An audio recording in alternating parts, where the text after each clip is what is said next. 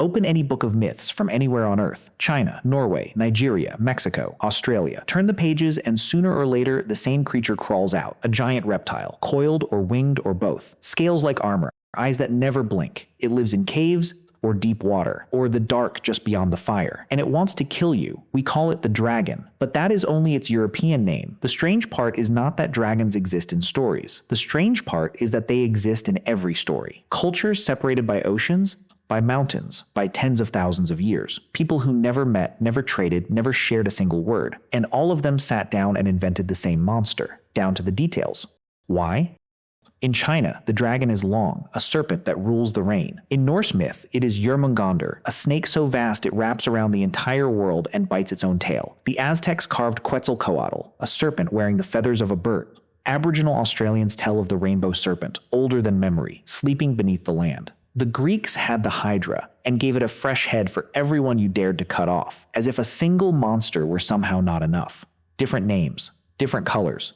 But look closely, and the skeleton underneath is always the same. A reptile, usually a snake, often mixed with something that flies or something with claws. Here is a fact that should stop you. The people who built these myths had no way to reach one another. Some were separated for more than 40,000 years, longer than farming, longer than writing, longer than the wheel. And still, the monster came out identical, so it cannot be a coincidence. And it cannot be a rumor that simply spread from one campfire to the next. Something deeper is going on. In the year 2000, an American anthropologist named David E. Jones, a scholar who studies where human beliefs come from, proposed an answer. He called it an instinct for dragons. His idea was simple and a little unsettling. The dragon is not the memory of any animal that ever lived. The dragon is a memory of fear itself.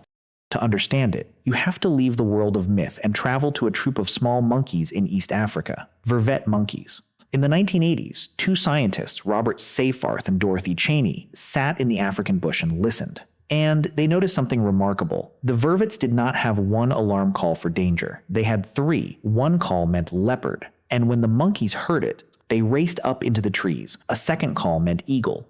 And they did the opposite. They dropped from the branches and dove into the bushes. A third call meant snake. And they stood tall and stared down at the grass. 3 predators. 3 warnings. 3 completely different ways to stay alive, because a single mistake, like climbing a tree to escape a bird that hunts from the sky, would get you killed. Now here is the leap. Our own ancestors, the early primates, faced those exact same 3 killers for tens of millions of years. The cat that pounced from the branches, the snake that struck from the ground, the bird of prey that fell out of the sky, above you, below you, beside you.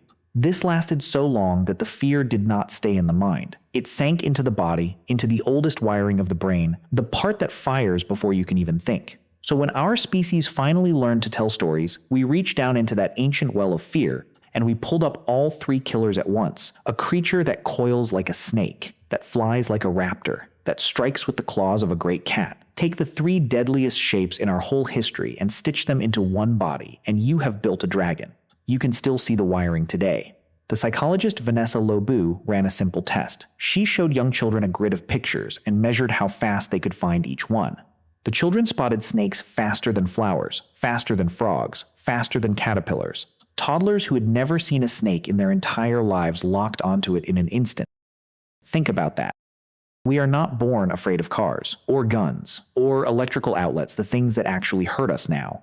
Those we have to be taught, but the snake was already there, waiting in the dark before we could even speak. An anthropologist named Lynn Isbell pushed the idea even further. She argued that snakes shaped our eyes themselves, that our sharp, forward-facing, detail-hungry vision evolved in part to catch a coil of danger hidden in the leaves. The snake did not just haunt our stories. It may have helped build the very eyes you are reading this with, even the word remembers.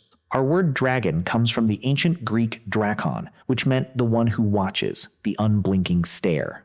The oldest thing about the monster has always been its eyes, so think about the last time a shape in the dark made your heart jump. A coiled garden hose on the path at dusk, a crack running across the ceiling above your bed, a shadow shifting at the edge of the campfire. For half a second, before your thinking brain catches up, the old alarm fires. Up, down, or freeze. And just like that, you are 4 million years old again, standing in tall grass watching. That is the dragon, not a beast on some faraway map, a ghost living in your nervous system. So open that book of myths one more time. China, Norway, Nigeria, Mexico, Australia.